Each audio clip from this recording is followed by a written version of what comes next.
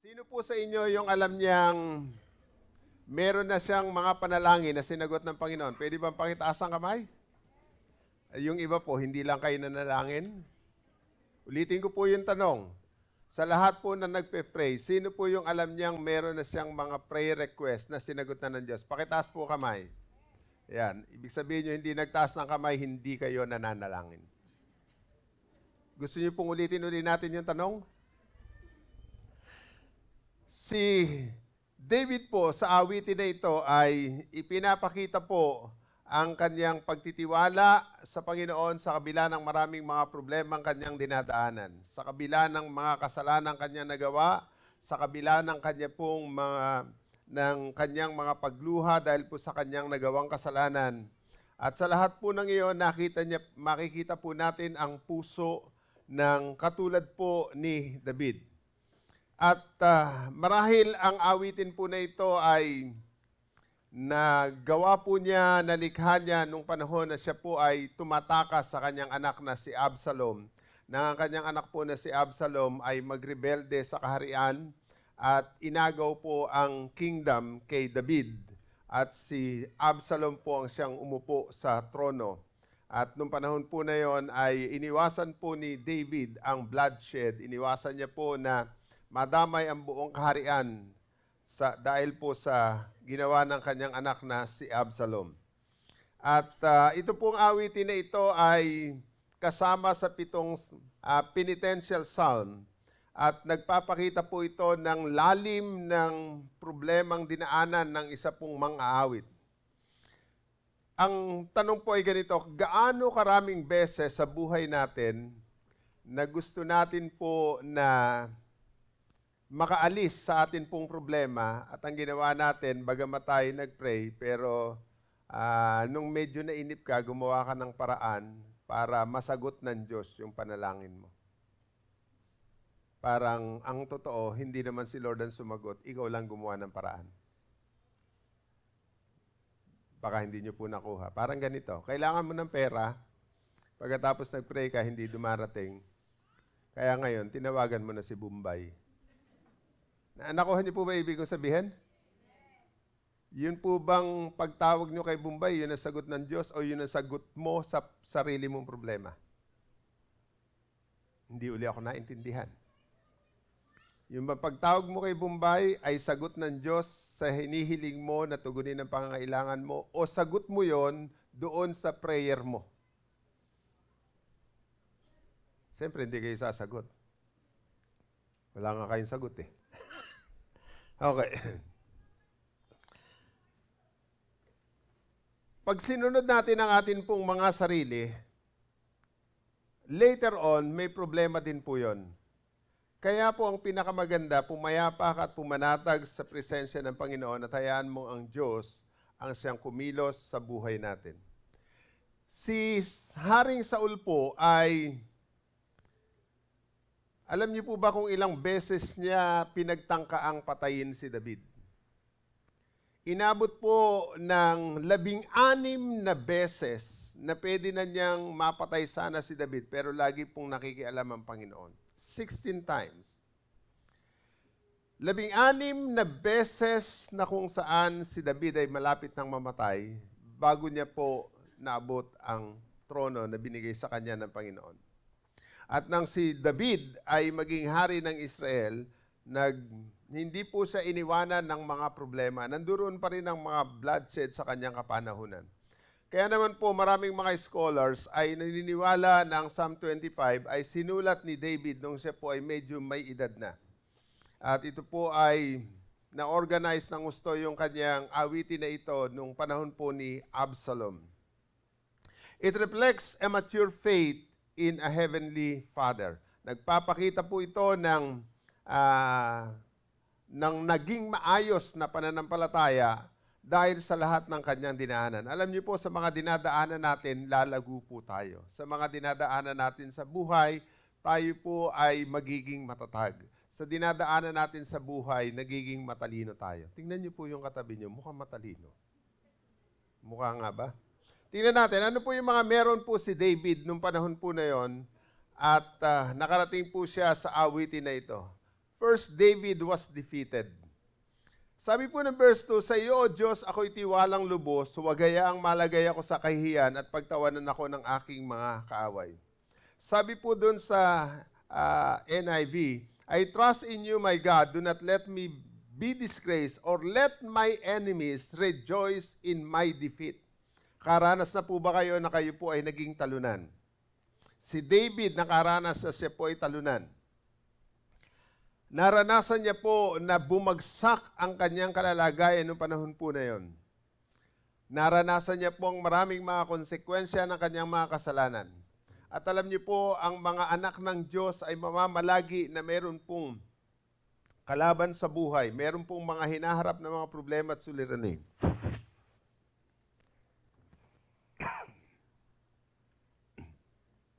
Sabi niya po rito, let not mine enemies triumph over me. Pangalawa po, si David ay detached. David was distressed, David was detached. Bakit po siya distressed? Sabi po ng verse 17, my problems go from bad to worse. Nakaranas na po ba kayo na yung problema nyo? Hinihiling nyo sa Diyos na ito po ay sagutin. Pero instead po na makaranas po kayo ng sagot mula sa Diyos, yung problema nyo po parang lumala. Ano po? Tingnan natin. Para mas lalong maliwanag po sa inyo. Nananalangin ka na maalis yung sakit ng ulo dahil medyo nilalagnat ka na. Tapos nagulat ka na lang, nasa ospital ka na. Pero pinanalangin mo na gumaling ka. Nagulat ka, nakarating ka na doon sa ospital. Naranasan ko po minsan yon. Naramdaman ko may masakit sa akin. Parang kailangan ko na magpa-check up. Ako pa nag-drive. Pagdating namin doon sa Nazarenos sa Marilao, nilagay ako sa OR, nag-drive pa ako noon. Pagkatapos po, nagpe-pray naman kami, ilang araw na pinagpe-pray yun, naggumaling yung nararamdaman ko, di po ako gumagaling-galing. Pagdating po doon sa OR, nung hiniga na po ako, sinundot-sundot lang po yung tiyang ko, tapos sabi sa akin, sabi ng doktor kay Pastor Ruth noon, ooperahan na yan. Ha? Sabi ni Pastor Ruth, kailan po? Ngayon. Tapos tumawag na yung doktor sa mga attendant, inakit na po ako doon sa room, hindi pa po ako nakakapagbihis, dumarating na stretcher. Nagulat na lang po ako, maliwanag na paligid ko. Paggising ko, buti na lang, paggising ko, nakita ko maliwanag, buti na lang, operating room lang. My problems go from bad to worse. Oh, save me from them all. Feel my pain and see my trouble. Sabi ni David, Panginoon, tingnan mo po yung problema ang dinadaanan ko na ito. From bad to worse.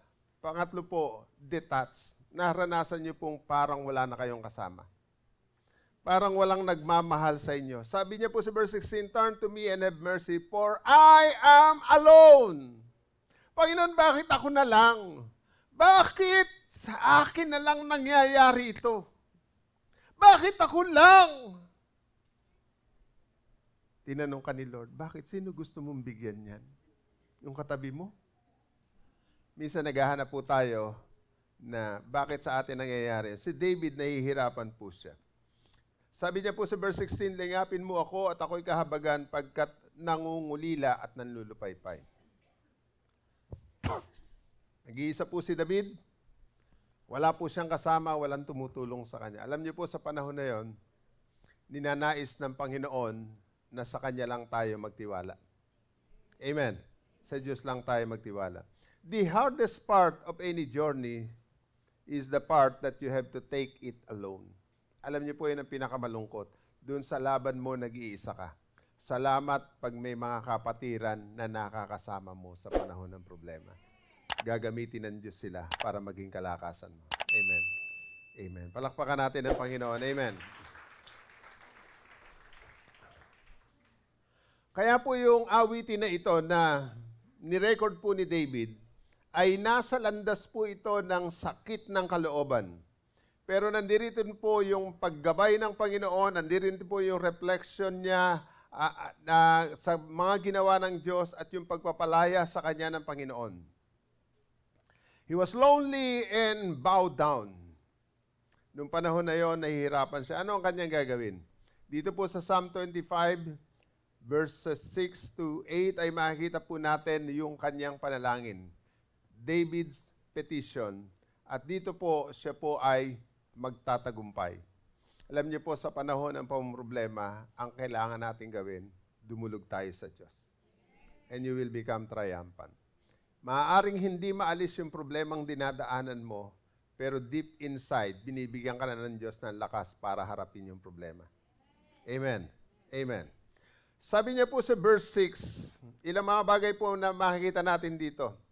Verse 6, remember me, O Lord, your compassion and failing love, which you have shown from long ages past. Remember me in the light of your unfailing love, for you are a merciful, O God. Ang una nating gagawin sa panalangin ay ito, remember me, O God. Sabihin mo sa Panginoon, Lord, alalahanin mo po ako. Sa kabila ng milyong-milyon o bilyong tumatawag sa nag-iisang totoong Diyos, hindi siya totoong abala na hindi kanya mapapansin.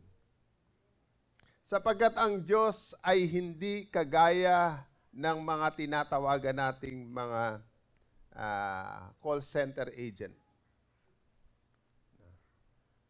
Tumatawag po ako sa Union Bank para pakat yung akin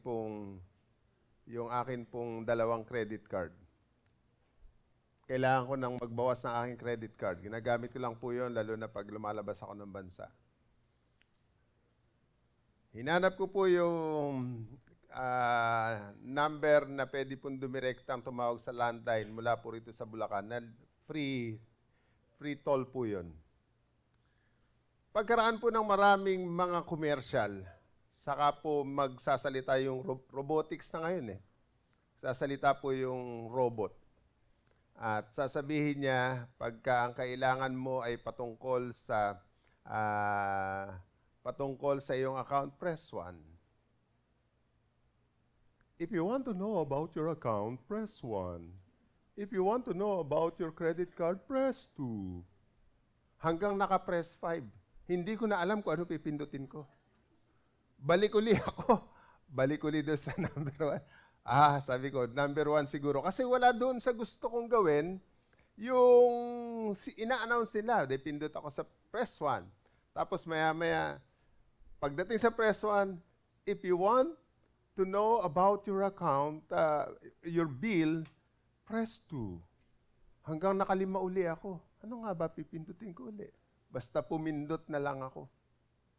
Alam niyo po, sa madaling sabi, bago ko nakausap ang totoong tao sa likuran nung telepono, siguro mga 30 minutes na. Pero alam niyo po ba, pag tumawag kayo sa Panginoon, hindi niya sasabihin na, kung ang kailangan mo'y kagalingan, tawagan mo si Pastor Atel. Kung kulang ka ng driver, puntahan mo si Manny. Ngayon din. Walang ganon. Pag tumawag ka sa Diyos, sasagutin ka ng Panginoon. Palakpakan natin ang Diyos. Amen. David's appeal to God is that he remember mercy and love. Panginoon, alalahanin mo po ako.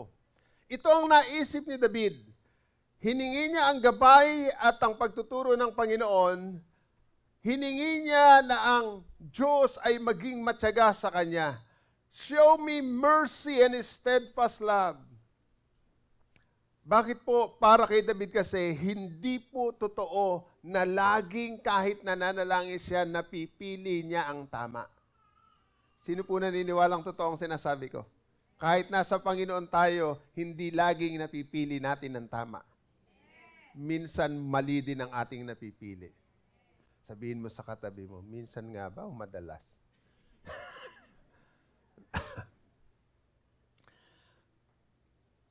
Maraming mga pagkakataon alam natin ang ating gagawin, pero pinipili pa rin natin ang iba. Alam natin yung kalooban ng Panginoon, pero ang pinipili mo ay iba. Humahanap po tayo ng gabay, pero po,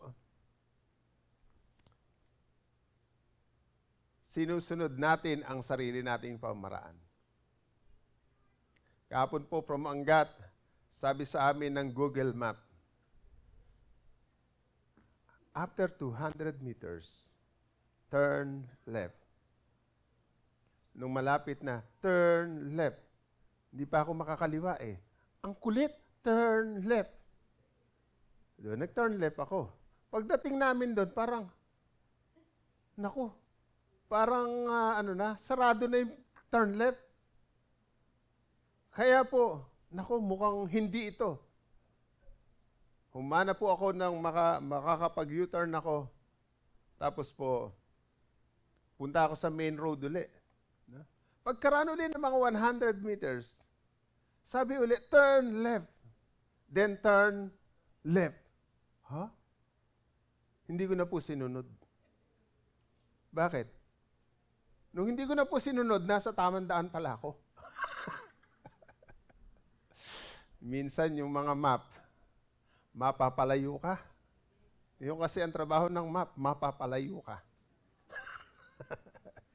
Yung Google, yung Waze, you will have a waste of time.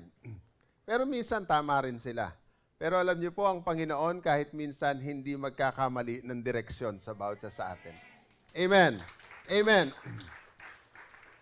Sabi ni David, show me and teach me your ways, Lord, then be merciful to me.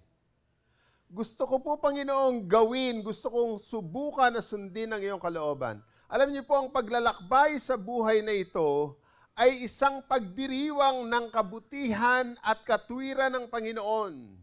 Yung goodness and uprightness of God. Yung kanyang mercy, yung kanyang justice.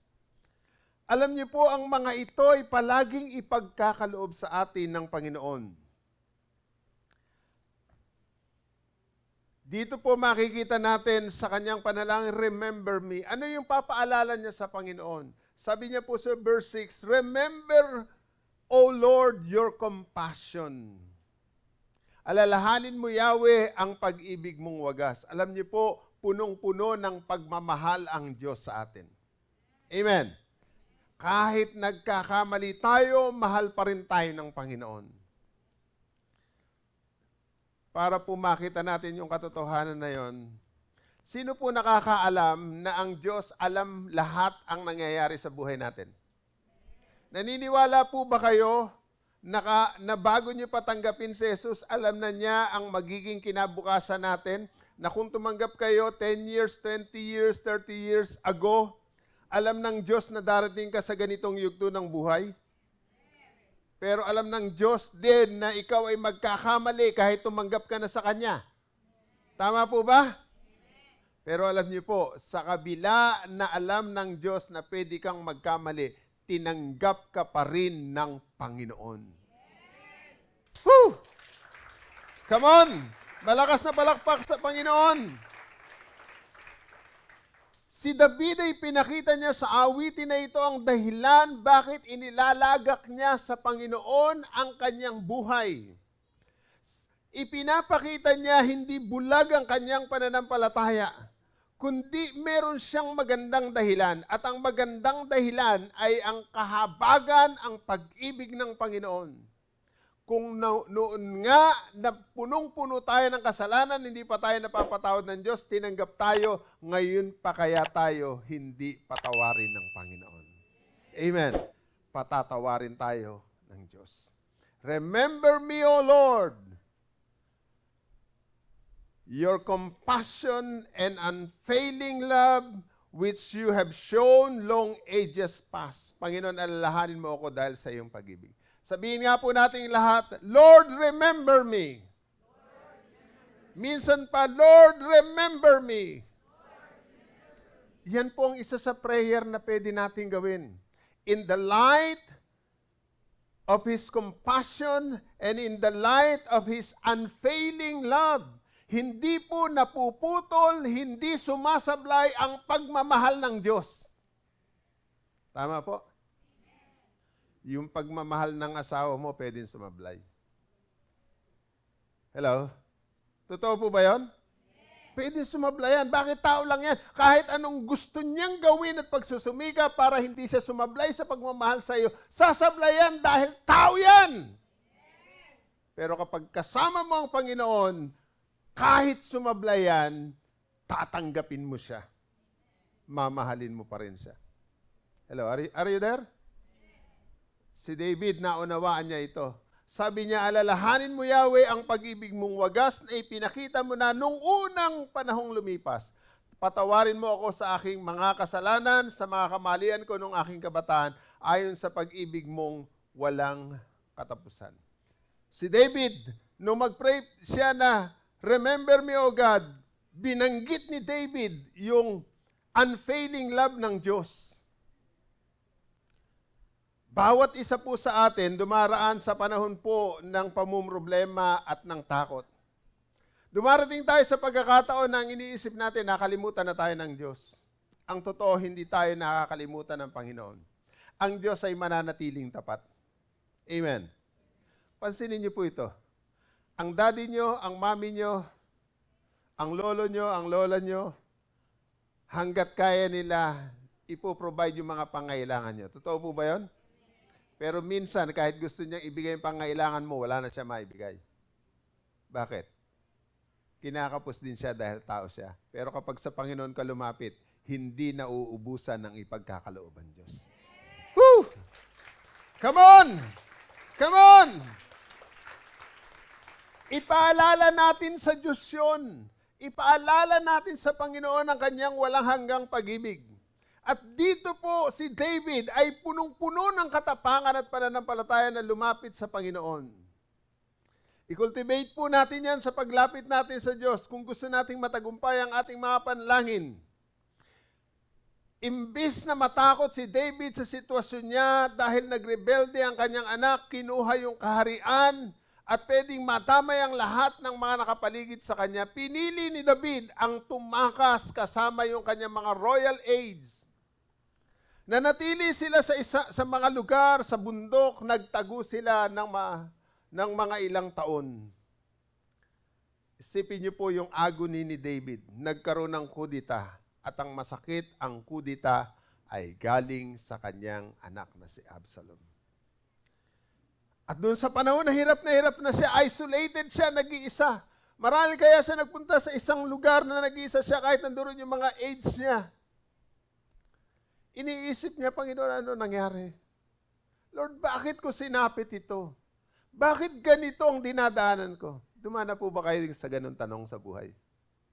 Lord, bakit ganito? Bakit ganun? Bakit sa akin nangyari ito? Naitanong niyo po ba yun? Alam niyo po, yan ang iniwasan kong itanong nung panahon na si Pastor Ruth ay kinikimotherapy at nasa stage 4 breast cancer during that time. Hindi po kami nagtanong na mag-anak kahit minsan. Lord, bakit sa amin nangyari? Hindi kami nagtanong. Bakit? Alam niyo po ba bakit hindi ako nagtanong ng ganon? Natatakot po ako na sumagot ang Diyos. Lord, bakit sa akin nangyari? Hindi ko po maitanong sa Lord. Baka sagot ng Lord, bakit anak? Kanino mo ba gustong mangyari? Tapos titingin ako sa inyong ganyan, iisa-isahin ko kayo. Ay, hindi na lang ako nagtanong. Lahat po ng magagandang mga panalitay ginamit ni David sa kanyang panalangin na ito. Nais niyang mabuhay sa liwanag ng kahabagan at pag-ibig ng Panginoon. Kaya naman po tayo kapag dumaraan sa mga ganitong sitwasyon ng buhay, i-recognize po natin na ang Diyos ay nandiriyan. I-recognize natin at alamin natin, ipahayag natin na tayo'y hindi karapat-dapat sa harapan ng Panginoon. Minsan kapag nagtatanong ka, iniisip mo sa mga pagtatanong mo na yung, Panginoon, bakit sa akin nangyari? Wala naman akong mali, wala naman akong ginawa. Ganon din po ang sinasabi ng Pariseo na hindi kinalugdan ng Panginoon. Ano sabi ng Pariseo? Lord, salamat, hindi ako katulad noon. Lord, salamat. Ako'y nag-iika po, hindi katulad ng katabi ko. Yung Pariseo, yun ang panalangin niya. Kaya sabi ng Panginoon, sabi ni Kristo Jesus, sino kinalugdan ng Diyos? Yung isang tao na, isang pagano na gumaganyan sa dibdib. Lord, hindi ako karapat-dapat. Hindi siya nanalangin ng pangailangan niya. Ang sinabi lang niya, Lord, hindi ako karapat-dapat sa iyong harapan. Naghahanap ang Diyos ng mga taong mababa ang loob. Amen. Amen.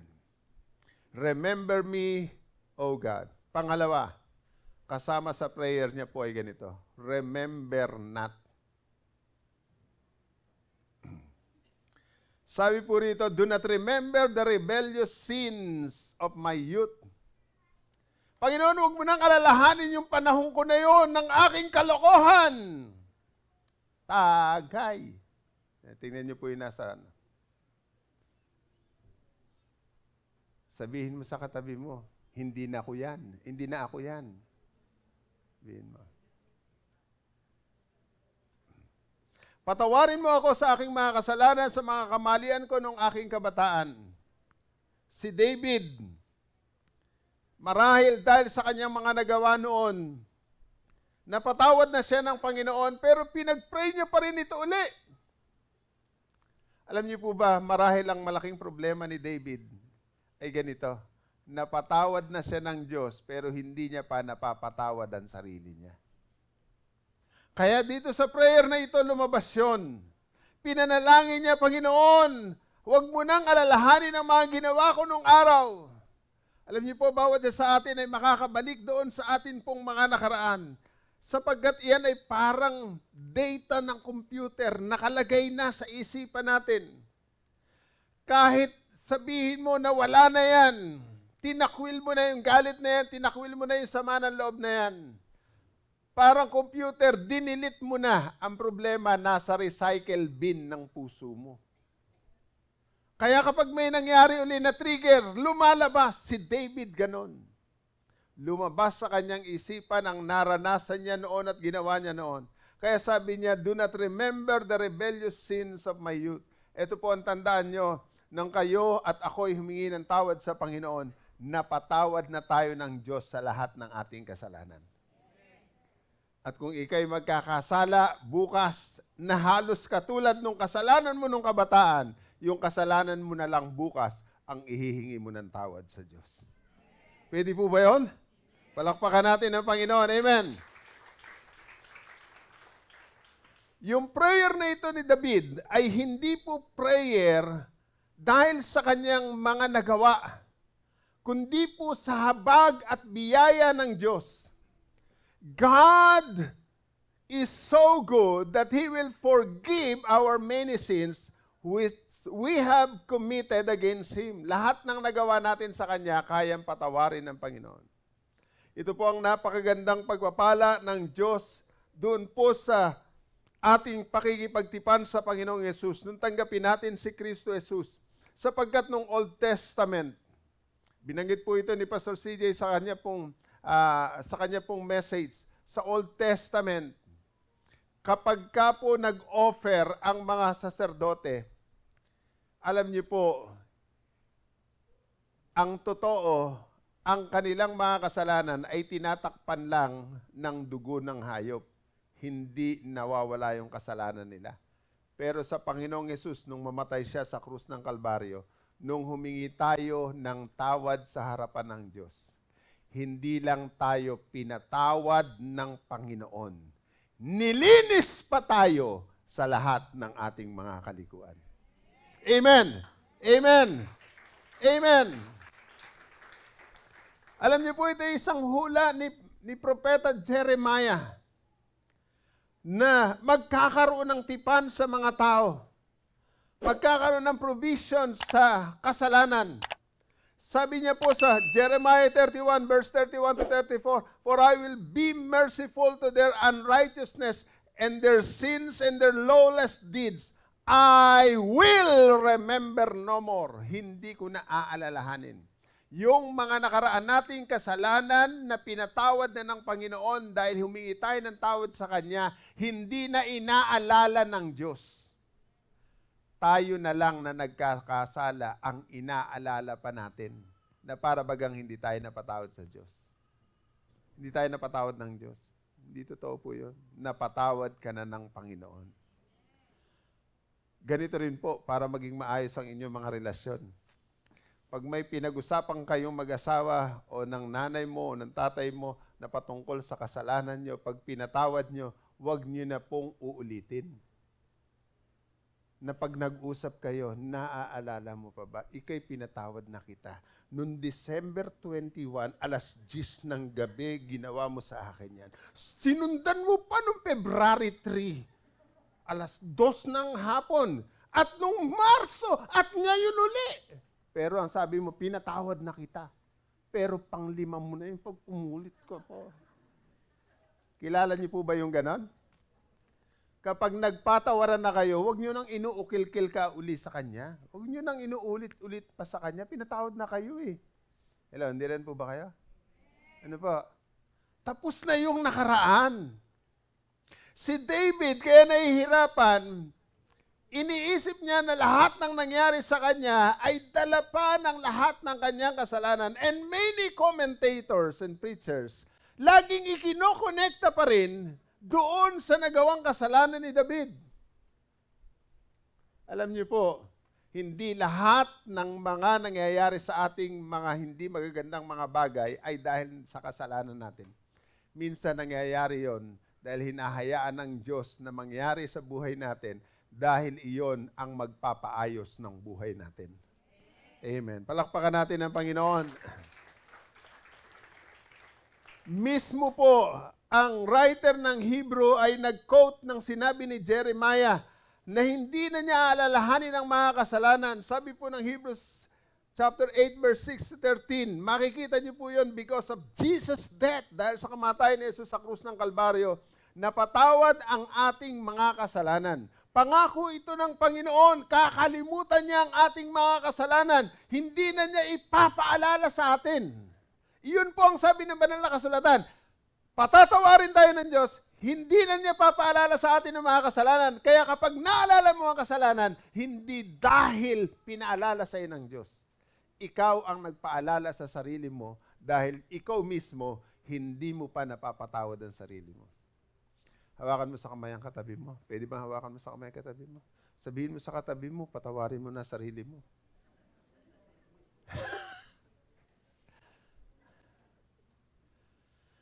Alam niyo po, ang kasalanan ay hadlang sa pagpapala ng Panginoon. Kailangan ito po ay maalis sa buhay po natin. Yung mga nakaraan natin ng ating mga kabataan, hiningi natin ng tawad sa Diyos, pinatawad na tayo, wala na ang lahat ng iyon. Ito pa po, kinalimutan na ng Diyos yun. Pastor, ibig mo sabihin, nagkaka-amnesia ang Panginoon? Pag nagka-amnesia ang Panginoon, simple lang. Humingi ka ng tawad, pinatawad ka. Nilinis ka, binura niya yon. Hindi na aalalahanin ng Diyos. Hindi ibig sabihin na ang Diyos ay hindi naaalala ang mga nakaraan. Hello, naunawaan niyo po ba? Pero kapag ang pag-uusapan ay ang kasalanan mo pinatawad niya, hindi na maaalala ng Diyos yun. Bakit? Inalis niya na sa isipan niya. Pero hindi ibig sabihin na ang isip ng Diyos ay nawawala sa mga nakaraan. Mapagpatawad ang Panginoon. Kaya po kapag nangyayari ang mga kasalanan at pagkakamali sa atin, ang una nating gagawin ay dumulog at lumapit sa Panginoon. Ano po yung number 1? Ano yung number 1? Pangalawa? Pangatlo po, redirect me. Show me the right path, O Lord. Point out the road for me to follow. The Lord is good, sabi ng verse 8. The Lord is good and does what is right. He shows the proper path to those who go astray. Sinasabi po ng verse 8 na napakabuti ng Diyos. Verse 10 says, the Lord is steadfast and faithful. Ang Diyos ay tapat sa lahat ng kanyang mga gawi. Ngayon po, on what basis does David claim that God is good and upright? Saan kaya nakabase yung mga sinasabi na ito ni David? Tingnan niyo po. Sa verse 8 ay pinapakita, the Lord is good and does what is right. He shows the proper path. Sa atin, pinapakita ng Diyos ang tamang landas ng pamumuhay. Tingnan niyo po kung saan nagpupuri si David sa Diyos. Pinupuri niya ang Diyos dahil sa kabila ng kanyang kamalian, ang Diyos ay nagbibigay ng landas para siya'y makarating doon sa landas ng katwiran at pagsunod sa kalooban ng Panginoon. Ang Diyos ay nagtutuwid ng ating buhay. Ang Diyos ay gumagabay sa bawat isa sa atin. Amen. Amen. At kapag sinunod natin yung landas na yun ng Panginoon, makikita ng mga kasama mo ang tunay na pagbabago sa buhay natin. Naunawaan niyo po ba yun? Sino po, kakilala niyo yung katabi niya, di po ba? Hindi. Ngayon lang po kayo nakita. Alam niyo po, kapag ka po may nabago sa ating buhay, ang unang nakakapansin ay ang nakapaligid sa atin. Totoo po ba yan? Dibawa, yung anak mo, kabataan, parang kasintanda mo pag nagsalita. Pagkakausap mo, parang siya nanay. May kilala kayong kabataan na ganun? Mas mataas pa boses sa nanay. Pero pag nakakilala na yan sa Panginoon, unti-unti nagugulat ka, ang galang na niya magsalita. Iniingatan na yung mga bibitiwang mga salita. Hindi ba ganyan yung mga kabataan ngayon na nakakilala kay Lord? Walang ganong kabataan dito, puro matanda pala umaaten. Wala umi-amen eh. Naunawaan niyo po ba ibig sabihin? Si David, nakita niya, ginabayan siya ng Panginoon sa tamang landas. Ang nakakakilala rin sa Panginoon, ang mga taong may enkwentro sa Diyos na merong mga nababago sa Kanya. Hello, diyan po ba kayo? Nababago siya.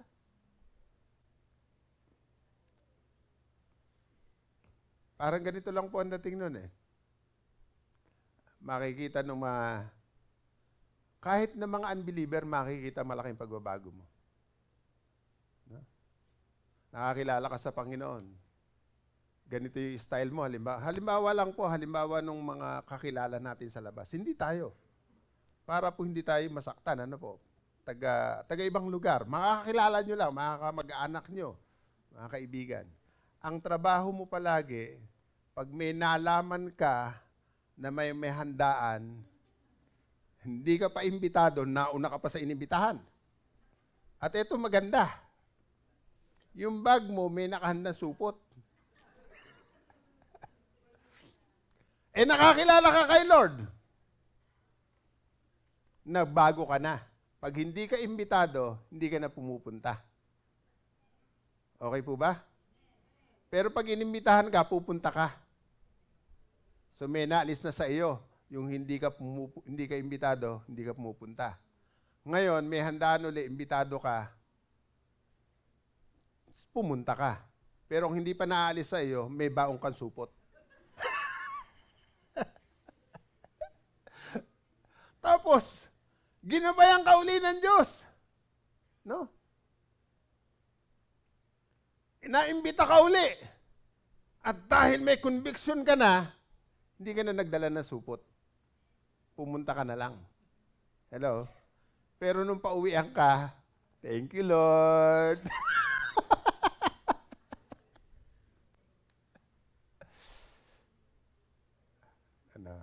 Tapos, binago ka uli ng Diyos. Dumating yung pagkakataon ngayon, meron ulit nag-imbita sa iyo, may birthday. Dati-rati, pupunta ka doon. Hindi ka inimbita, pumunta ka. Sumunod, iniimbita ka, pumunta ka, pero may dala kang supot. Pero dumating ang panahon na bago ka na, pagpunta mo sa may birthday, may dala ka na regalo. Nabago ka na eh. Ba't kumunti may amen? Kanina eh. Hello, nakikita niyo po ba yung changes na yon?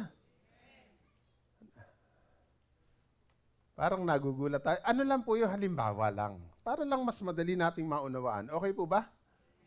Yan. Ayun, nagkakaintindihan po tayo eh. Dito po sa redirect me. Sabi po niya rito, the Lord is good and does what is right. He shows the proper path. Tingnan niyo po diyan yung sa verse 8. Shows the proper path. Sa verse 4, show me the right path. Yung redirect me na prayer niya, sabi niya sa Panginoon, pwede ba Panginoon na ipakita mo po sa akin ang tamang daan? Yun din ang maging prayer natin. Lord, sa dinadaanan ko po na problema na ito, tulungan mo po ako, ibigay mo po sa akin ang tamang daan. Paano po ako makakaahon sa problema na ito? Alam niyo po, minsan ang Panginoon hindi inaalis yung problema. Ang ginagawa ng Panginoon, tinutulungan ka, binibigyan ka ng lakas para mapagtagumpayan mo yung problema. Amen? Halimbawa po, ganito. Yung prayer po rito na Panginoon, disclose to me the right path. Panginoon, pakita mo sa akin ang tamang daan. Ganito po, nangutang kayo. Hindi naman kayo, yung kapitbahay nyo, nangutang. Pag nangutang kayo, hindi nyo naman alam kung paano nyo mababayaran, pero nangutang pa rin kayo. At dahil medyo matindi ang dila nito, nung sinabi niya, ang usapan niya 1 buwan lang ibibigay mo. No. Lahat na ng buwan ay lumipas na, pati araw ay lumipas na. Hindi mo pa rin binabalik yung inutang mo. Alam mong matabilang dila, binanatan ka na ng binanatan. Nahirapan ang loob mo. Naghanap ka ngayon ng solusyon. Dahil wala kang pambayad, humanap ka ng mauutangan para mabayaran yung utang sa kanya. Hello? Ang nabayaran mo lang yung tubo rito. Hello, naunahan niyo po ba yan? Ngayon, ano nangyari? Nabawasan bang utang mo? Bakit? Meron ka uling inutangan. 2 na utang mo. Dito, inalis mo, tubo lang. Tutubo uli yun. Bakit? Nakatanim pa eh. Hello? Naunawan niyo po ba ibig ko sabihin? At pagkaraan po, 2 na maniningil sa iyo. Isang akinsenas, isang katapusan. Dahil wala kang pambayad, utang ka uli. Ano nangyari? Nabawasan ba utang? Utang na loob. Huwag mo na ulitin. Ano po, yung disclose to me the right path ay ganito. Pag alam mong wala kang aasahang pambaya dahil wala kang trabaho, huwag kang mangutang. Kalabitin mo, ikatabi mo, narinig mo ba? Hello? Naunawaan niyo po ba yun? Example lang po yun. Wala dito sa loob noon. Nanduroon sa malalayong lugar. Alam niyo po, ang tamang landas doon ay ganito.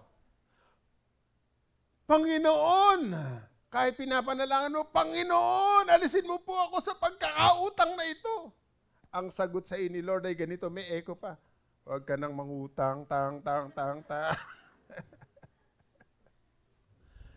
Gusto mo na makawala ka sa utang, hindi ka tumitigil sa pangungutang, kaya ikaw si aling utang. Si David, hiningi niya sa Diyos ang tamang landas. May pagkakataon na si Haring Saul ay pwede na niyang mapatay. May pagkakataon din na pwede niyang gawin. Bumalik siya sa palasyo at pwersahin niya ang lahat ng mga loyal pa sa kanya sa loob ng palasyo. Mapapatay niya ang kanyang anak. Hindi niya ginawa. Pinili niya yung mahirapan siya, masunod lang ang kalooban ng Panginoon. Minsan hindi madali ang sumunod sa Diyos. Sabihin mo sa katabi mo, minsan hindi madali sumunod sa Lord. Pero sabi po rito, show me the right path. Ituro mo sa akin, Yahweh, ang iyong kalooban at ang iyong landas sa akin ay ipaalam. Si Yahweh ay mabuti at siya'y makatarungan, tinuturo niya sa makasalanan ang tamang daan. Wow! Ituturo, igagabay tayo ng Diyos sa tamang landas ng buhay. Palakpakan po natin ang Panginoon. David is ready to learn from God. Handa na siyang matuto sa Panginoon. More often than not, we only want God to lead us if He is leading where we want to go. Madalas po, gusto natin nagabayan tayo ng Panginoon, pero gusto natin nagabayan tayo ng Panginoon sa gusto natin napuntahan. Hello? Lord, gabayan mo po ako, saan mo po akong bansa dadalhin? Kung pwede po, Panginoon. Huwag sa Afghanistan, mas gusto ko po sa Europa. Tingnan mo. Humingi ka ng gabay sa Lord, pero ang gusto mo, yung sarili mong lugar. Hello, hindi rin po ba kayo? Mas alam ng Diyos yung bagay sa iyo. Mas alam din ng Diyos ang negosyo na para sa iyo. Huwag kang magnegosyo dahil nakita mo kapitbahay mo, umunlad ang negosyo. Magnegosyo ka dahil sinabi ng Panginoon na iyon ang negosyo para sa iyo. At kapag kalooban ng Panginoon, ang mga hiniling mo na yon, siya rin ang magkakaloob ng pangangailangan mo. Show me the right path. Disclose to me the right path. At kapag ganito po ang ginawa natin, matututo po tayo sa harapan ng Panginoon. Matututunan nating magtiwala sa Diyos. Maunawaan natin na ganun pala tayo kamahal ng Panginoon. All day long, si David po, ang kanyang paningin ay nasa Diyos. Kailangan kong maunawaan ang kalooban ng Diyos. Kailangan kong masunod yung landas ng Panginoon. Show me your ways, O Lord. Panginoon, ano ang kapamaraanan mo? Susunod po ako. Sana ganito po ang prayer natin. Ito rin po yung pangalawang pagkakataon na si David ay naghintay sa sagot ng Panginoon. Inulit niya po ito sa verse 21. At alam niyo po, ang Panginoon ay sasagot at sasagot sa atin. Kaya lang may sariling timing ang Lord. May sariling panahon ng Panginoon. Pangalawa po sa redirect me, na kanyang prayer ito, direct me to the right path. Sabi ng verse 5, guide me in your truth and teach me. For you are my God, for you are God my Savior, and my hope is in you all day long. Guide me in your truth. Gabayan mo po ako sa katotohanan. Gusto niyo po bang gabayan kayo ng Diyos sa katotohanan? Babasa po kayo ng Bible. Hindi ako narinig ng iba. Gusto niyo pong gabayan kayo ng Diyos sa katotohanan? Magbabasa kayo ng Bible. Sabihin mo sa katabi mo, nagbabasa ka nga ba?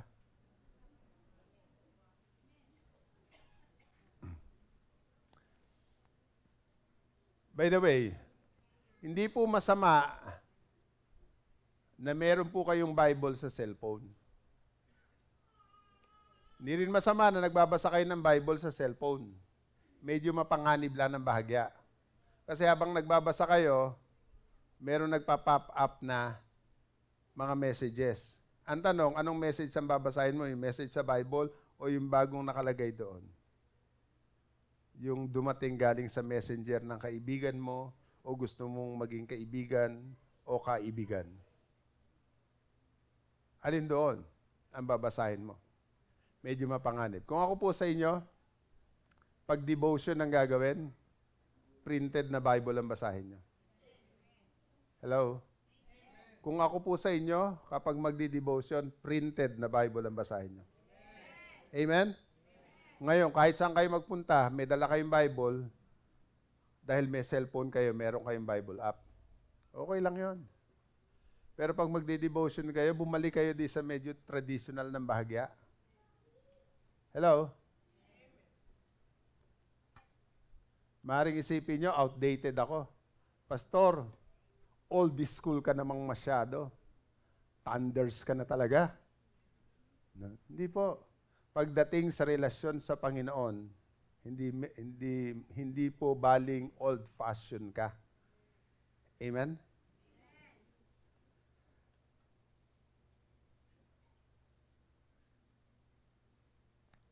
Pinapakita po sa mga pag-aaral na ito, redirect me, disclose to me the right path. Direct to me the right path. Ito po ang panalangin ni David, lead me in your truth and teach me. Guide me in your truth and teach me. Sa iba pong salin, lead me in your truth and teach me. Yun pong guide dito, yung lead, ay galing po ito sa word na way o yung daan. Yun pong daan ng Panginoon sa ating paglalakbay sa buhay na ito, alam niyo po, bago pa tayo maglakbay, meron ng landas na inilaan ang Panginoon sa atin. Amen?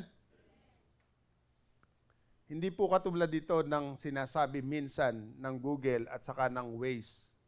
Dahil hindi sila updated, tapos Tagalog pa yung Waze mo. Pagdating ng 300 metro, kumaliwa. Pagkaraan ng 20 metro, kumanan. Pagdating mo sa dulo, dead end. Hindi pala yun. Ang katotohanan po ay hinahayag sa atin ng banal na kasulatan. Ang sangkatauhan po ay gustong maunawaan ang Diyos. Pero maraming mga tao gustong maunawaan ang Diyos, hindi sa paraan ng Panginoon, kundi sa Kanyang kinagisnan. Kailangang makilala natin ang Diyos sa Kanyang paraan sa banal na kasulatan. Hindi dahil pinakamatanda ang church nyo, hindi dahil pinakamalaki ang church nyo, hindi dahil ang pangalan ng church ay patungkol sa Diyos, yun na ang tama. Hindi po. Hanapin pa rin natin ang katotohanan sa banal na kasulatan. Magbasa pa rin tayo ng Bible. Imposible na Kristiyano ka, hindi ka nagbabasa ng Bible. Ang tunay na Kristiyano, nagbabasa ng Bible. Amen? Tanungin mo ang iba, ang tunay na may Facebook, nagbabasa ng Facebook. Bakit ang Bible sa mga Kristiyano? Basahin po natin ito. Amen? Alam mo po, there are occasions na ang Diyos po ay magbibigay ng special guidance. Tingnan niyo po si Abraham tinawag ng Panginoon para pumunta sa lugar na hindi pa niya napupuntahan. And from there, ang gagawin ng Diyos, bubuo siya ng bagong bansa dahil kay Abraham. Tinawag niya si Moses upang ang mga Israelita ay alisin sa pagkaalipin sa mga Ehipto. Special cases po ito. Dadali niya sa Promised Land ang mga Israelita. Pumili ang Diyos ng mga propeta at mga hari para pangunahan ang kanyang bayan. Nagsugo ang Diyos ng kanyang mga apostol para ipangaral ang mabuting balita. Si Pablo ay inutusan ng Panginoon na tumungo sa Mediterranean upang doon ipangaral ang salita ng Diyos. Dito mag-uumpisa ang kanyang mga missionary journey. Ginabayan po siya ng Panginoon. Ang tawag po doon ay special guidance. Sometimes may special guidance ang Diyos about sa atin. Pero hindi ito palagi nangyayari. Special guidance nga lang po ito. Pero pwedeng mangyayari po sa atin. Kaya nga po, kung may special guidance ang Panginoon, yun po ay inclined din sa banal na kasulatan, hindi lumalayo rito. Now, nakita niyo po si David sa Psalm 25 na ito, ay meron lang siyang ilan na pinanalangin. Ano po yung number 1? Kala ko hindi nyo na naalala eh. Ano po yung number 1? Pangalawa?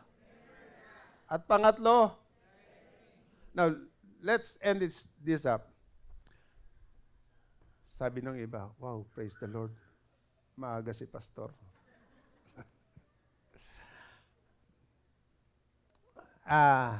Nangako po ako sa mga pastor natin nung nag-meeting po kami. Sabi ko, dahil ako ang pinakamahabang magturo, ako ay mangangako na babawasan ko na. Bakit po? Ganito po ang gagawin natin sa mga susunod na services po natin. Magmula po 2nd Sunday hanggang 3rd, 4th at kung may 5th, ganun po ang gagawin natin. Pagkatapos po ng preaching, nakapag-offering po tayo, pagkatapos natin mag-offering, lahat po kayo ay kukuhanin ng inyong mga DG heads. Magkakaroon po kayo ng mga leader. At ang gagawin po ay mga 15 to 20 minutes. Total, ang service po natin ay anong oras po nagsisimula? Anong oras po matatapos dapat? Aagahan po namin yun pong preaching dito. Tapos magkakaroon po tayo ng participative worship. Ano po yung participative worship?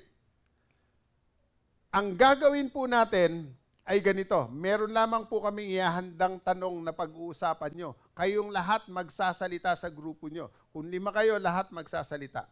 Una, ano ang naunawaan mo sa preaching ni Pastor? Tanungin mo yung katabi mo ngayon, ano naunawaan mo sa preaching ni Pastor? Huwag nyo na hintayin ang sagot. Pangalawa, paano mo i-apply ito? Okay?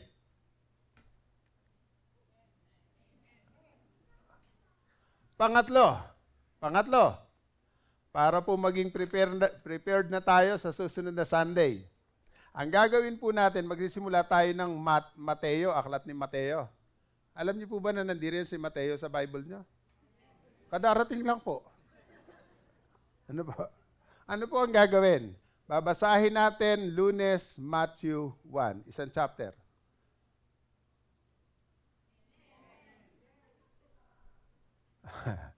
Martes, Matthew 2. Miyerkules, Matthew 3. Huwebes, Matthew 4.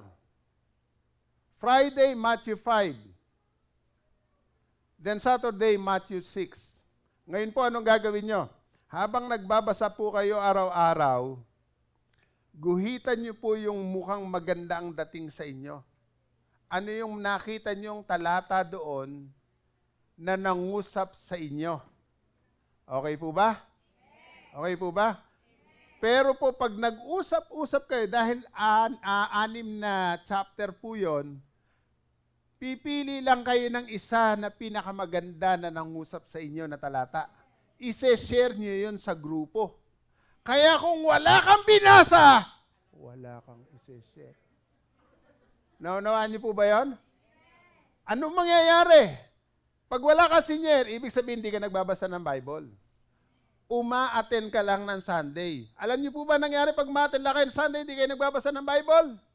Lumipat lang kayo ng relihiyon. Hindi kayo born again. Naunawaan niyo po ba ako? Bakit? Sino po yung, mahirap na itanong kasi noong panahon namin, ang sulatan sa minamahal ay sulat talaga. Ay ngayon kasi hindi na nga text message. Sa messenger na, di ba? Ano? Musta na you? Miss na you? Pag matagal-tagal na, hindi matagal na sobra na yung pagka-miss. Mrs. na you? Plural na. Now, ano po ang gagawin natin?